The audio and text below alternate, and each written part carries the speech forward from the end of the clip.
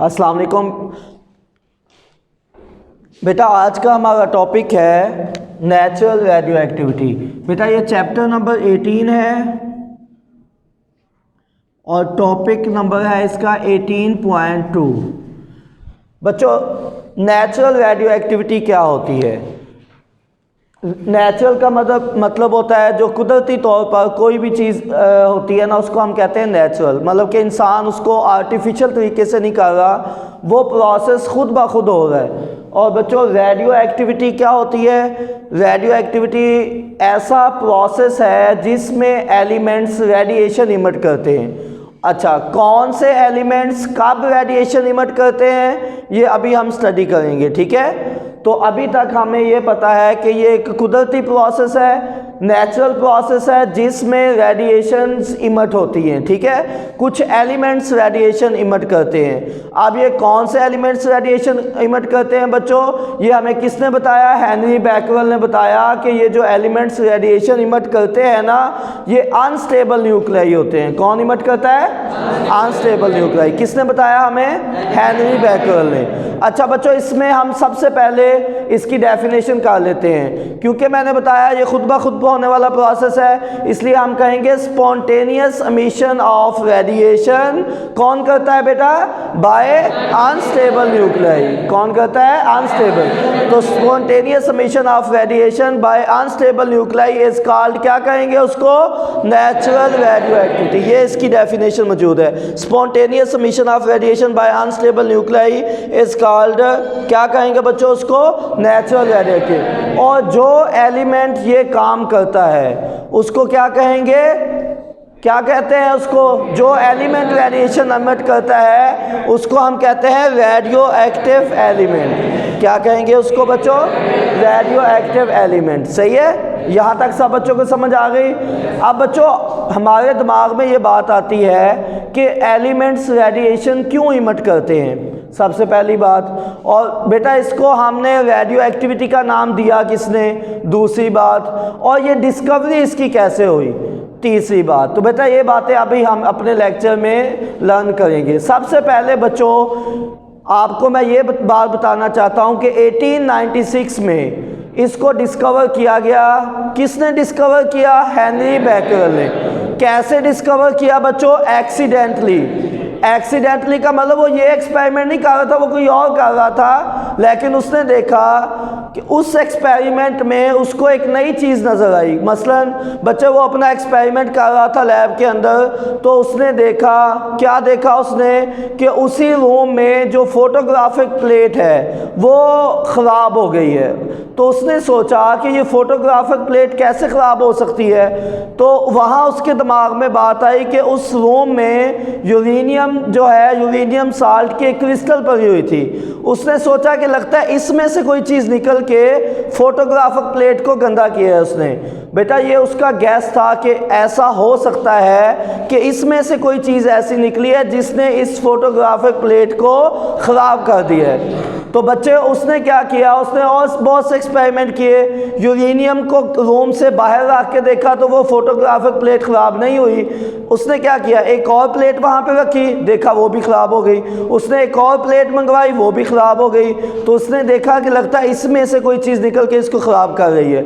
फिर बच्चे उसने क्या किया? उसने क्या किया कि वो यूरेनियम की जो क्रिस्टल थी या यूरेनियम का जो साल्ट था उसको कमरे में से बाहर निकाल दिया। फिर उसने देखा, एक नई फोटोग्राफिक प्लेट मंगवाई, तो उसको ये बात पता चली कि अब वो फोटोग्राफिक प्लेट ख़राब नहीं हुई। तो वहाँ से उसने ये गैस किया कि लगता है इसमें से कोई इनविजिबल रेडिएशन इमिट हो रही हैं जो इस प्लेट को ख़राब करती हैं। तो बच्चों बाद में उसने बहुत से एक्सपेरिमेंट्स किए जिनसे पता चला कि वाकई ऐसा था कि जो वहाँ पे यूरेनियम की क्रिस्टल की सॉल्ट पड़ी थी उसमें से रेडिएशन इमिट हो रही थी जो कि उसको ख़राब कर रही थी। तो बच्चों इसके बाद हेनरी बैकवेल के बाद बहुत से एक्सपेरिमेंट्स हुए, किसने किए? अदर साइंटिस्ट ने। उन्होंने क्या किया? उन्होंने और सब्सटेंसेस को देखा कि क्या ये भी रेडिएशन इमिट करते हैं। तो फिर बच्चों आपके जैसे लंडे के साइंटिस्ट सारे शुरू हो गए कि ये तो काम ही आसान है, यही साबित करना है ना कि ये रेडिएशन इमिट करता है कि नहीं। उन्होंने सारे एटम उठा के तजर्बे शुरू कर दिए, चलो हमारा भी कहीं नाम आ जाएगा। तो सबसे इम्पोर्टेंट जो इसमें इन्वेस्टिगेशन हुई वो एक मियाँ बीवी थे। वो अब लंडे के साइंटिस्ट हैं या अच्छे हैं क्योंकि उन्होंने 2 नए एलिमेंट डिस्कवर कर लिए। कौन कौन से? पोलोनियम और रेडियम। तो बेटा वो हस्बैंड और उसकी बेगम, उनका नाम पता है आपको क्या है? क्या नाम है उनके? बेटा मैरी क्यूरी एंड पेरी। इसमें मियाँ कौन है और बीवी कौन है पता है आपको?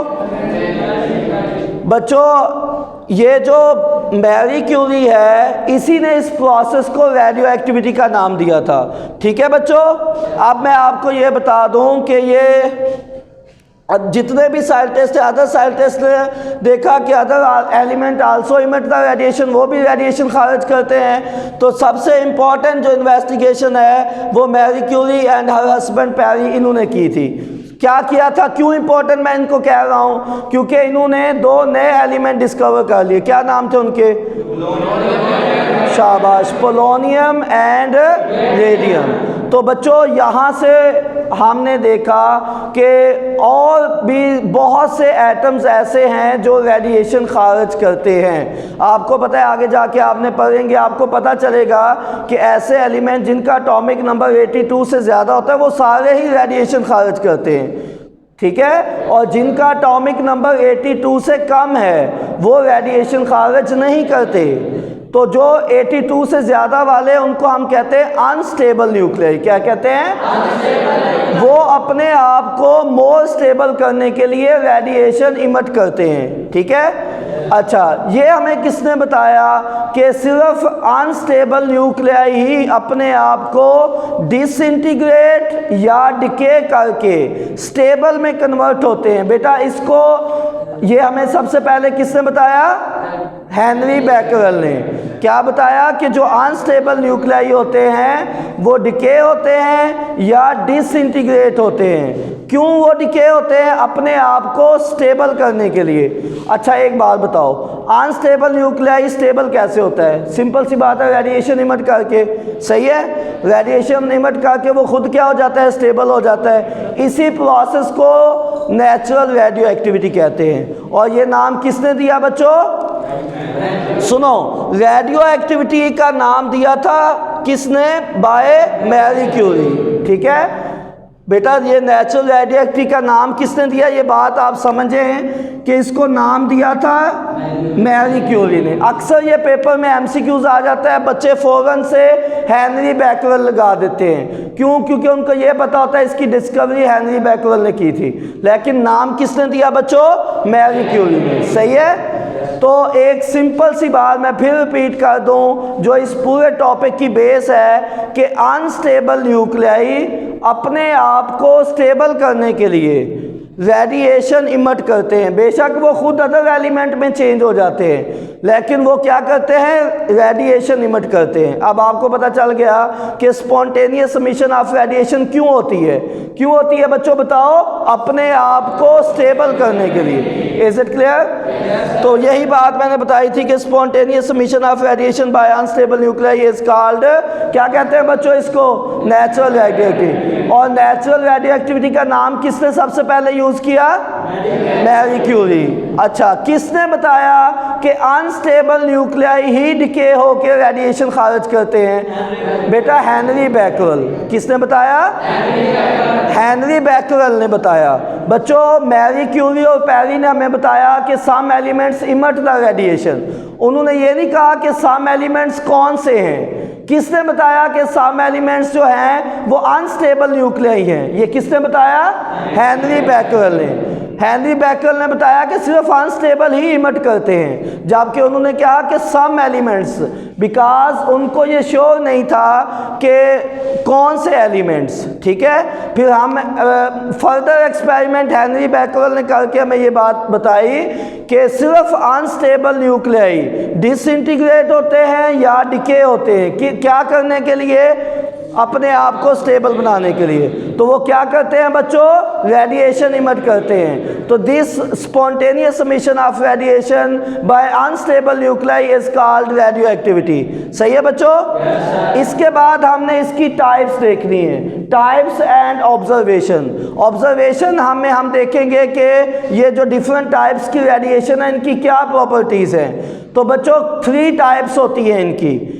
पहले तो हमें पता ही नहीं था कि हम तो ये समझते थे कि सिर्फ रेडिएशन इमिट होती है, हमें ये भी नहीं पता था इसकी 3 टाइप्स हैं। तो बच्चों हमने जब एक्सपेरिमेंट किए, हमने क्या किया, हमने ये जो रेडियो एक्टिव सोर्स था या सैंपल था, इसको किसके अंदर रखा, हमने इसको रेडियो एक्टिव सोर्स को एक बॉक्स के अंदर रखा। ठीक है, जो कि लेड का बना हुआ होता है, ताकि उसमें से रेडिएशन बाहर ना निकले। ठीक है, लेड जो बॉक्स है, इसके अंदर हमने सोर्स रखा और उसके ऊपर एक मैग्नेट फील्ड अप्लाई कर दिया। क्या अप्लाई कर दिया बच्चों, मैग्नेट फील्ड। जैसे ही हमने मैग्नेट फील्ड अप्लाई किया तो हमने देखा कि अल्फा और बीटा रेडिएशन अपोजिट डायरेक्शन में डिफ्लेक्ट होती हैं, जबकि गामा रेडिएशन स्ट्रेट जाती हैं। तो बच्चों हमें यह पता चल गया कि मैग्नेट फील्ड के अंदर, ये बच्चों फॉर एग्जांपल यहाँ पे समझ लें कि ये मैग्नेट फील्ड है, यहाँ पे आपने क्या अप्लाई किया हुआ है बच्चों, मैग्नेटिक फील्ड। तो बच्चों जब ये मैग्नेट फील्ड में से पास होती हैं तो अल्फा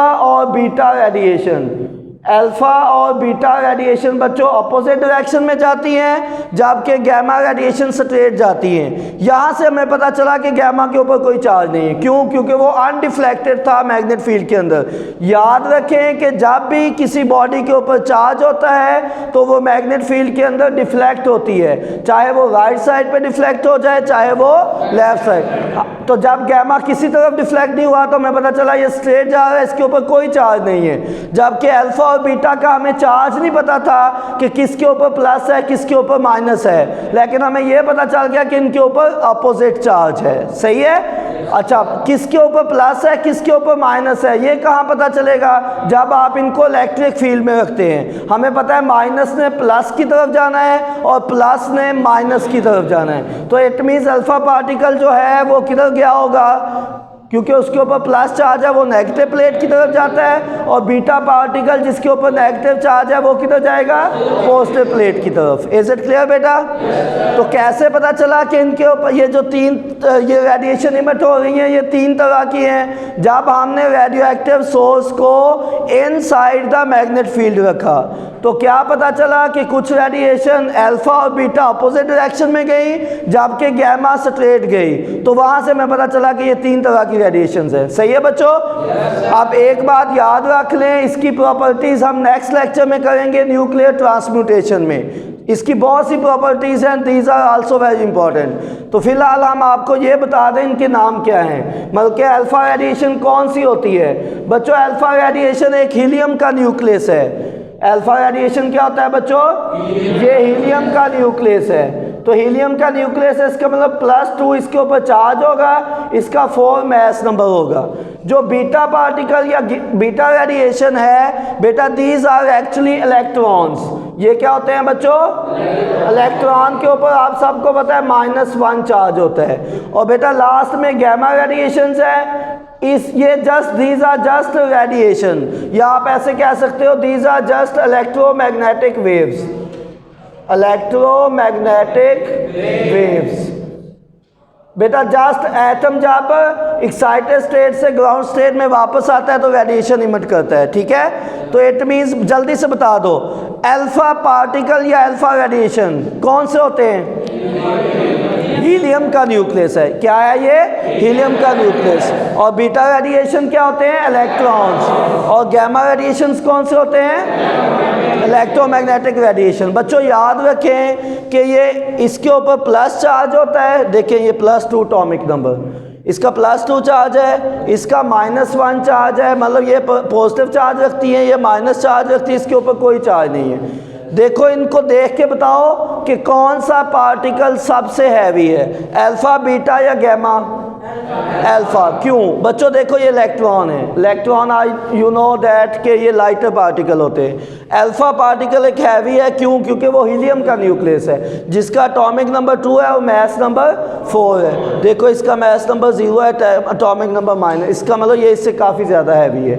ठीक है बच्चों, तो ये बातें इसकी मज़ीद इसकी प्रॉपर्टीज़ हमने आगे जाके स्टडी करनी है। तो बच्चों जल्दी से 2-3 मिनट में हमने सारी बातें रिवाइज करनी है। कब ये एक्सपेरिमेंट हुआ रेडियो एक्टिविटी का? 1896। किसने किया? Henry Baikal. कैसे? एक्सीडेंटली। कैसे? उसने देखा कि यूरेनियम साल्ट ने क्या किया, उसकी फोटोग्राफिक प्लेट को ख़राब कर दिया। तो उसने गैस क्या किया कि इसमें से कोई इनविजिबल रेडिएशन निकल रही है जो मेरी प्लेट को गंदा किया। उसने एक और प्लेट बाहर से मंगवाई, वो भी गंदी हो गई। उसने देखा अंदर कोई मट्टी मुट्टी तो है नहीं, मैं खुद तो इतना गंदा हो नहीं, इसका मतलब है कि इसी ने काम ख़राब किया है। तो इट मीन्स के वो उसको पता चल गया इसमें से रेडिएशन आ रही है जो इसको ख़राब कर रही है। तो बाद में उसने बहुत से एक्सपेरिमेंट किए। ना सिर्फ उसने, सारे साइंटिस्ट ये कोशिश में लग गए क्योंकि उनको पता था कि कुछ एटम्स या कुछ न्यूक्लियाई ऐसे हैं जो रेडिएशन खारिज करते हैं। उन सब में जो सबसे इम्पोर्टेंट इन्वेस्टिगेशन थी वो किसकी थी? मैरी क्यूरी और उसके हस्बैंड पेरी की। क्या साबित किया उन्होंने? 2 नए एलिमेंट डिस्कवर किए, पोलोनियम और रेडियम। उन्होंने फिर नतीजा क्या निकाला? उन्होंने कहा कि सम एलिमेंट्स इमिट रेडिएशन। उन्होंने कहा कि कुछ जो होते हैं ना एलिमेंट वो रेडिएशन इमिट करते हैं, लेकिन उनको ये नहीं पता कौन से एलिमेंट। कौन से एलिमेंट? ये किसने बताया? हेनरी बैकवेल ने अदर एक्सपेरिमेंट से। उसने कहा कि सिर्फ अनस्टेबल न्यूक्लियाई क्या करते हैं? स्पॉन्टेनियस एमिशन ऑफ रेडिएशन करते हैं। ठीक है, कैसे? खुद डिसइंटीग्रेट या डिके होके। तो ये जब अनस्टेबल न्यूक्लियाई डिसइंटीग्रेट या डिके होते हैं तो वो क्या करते हैं?